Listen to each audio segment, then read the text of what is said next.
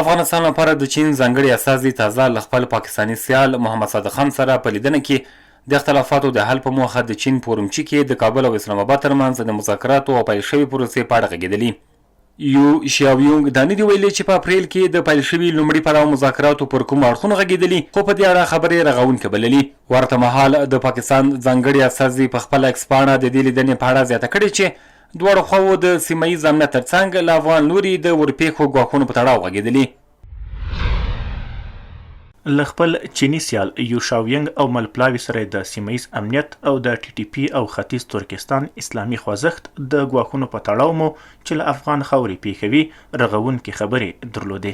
په دې لیدنه کې پر دې هم بحث شوی چې څنګه کولی شي د سیمه ییزې سولې او ثبات ساتنه او د ترهګرۍ ضد په برخو کې همکارۍ او همغږي پیاوړې کړي. هاخوا د پاکستان د لومړي وزیر شهباز شریف دا سره ویلي چې نوموړي د اروپایي ټولنې او کمیسیون له ورغلو لوړپوړو چارواکو سره د سویلي اسیا او افغانستان د وضعیت په اړه خپل لیدلوری شریک کړی، خو په اړه نور جزئیات نه دي خپاره شوي. نوموړي وزیر د اروپایي ټولنې له لوړپوړي استازي سره په خبرو کې د سویلي اسیا او افغانستان سیمه ییز وضعیت په تړاو د پاکستان لیدلوری شریک کړ. اسلامي امارات د وسلوالو ډلو د موجودیت او ګاونډ او سیمې ته د ګواښ پېښولو په تړاو د پاکستان او نورو هیوادونو تورونه او ادعاوې په کلک رد کړي او د نور پر ضد د افغان خاورې پر نه کارېدنې ټینګار کړی.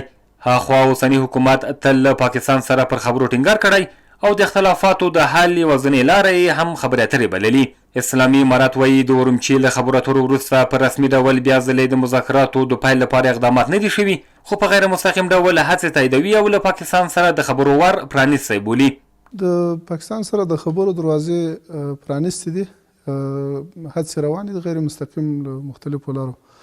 د چین د اورمچي وروستي مذاکرات دغه وروسته رسما خبرې نه دي سوي، خو بیا هم هڅې روانې دي.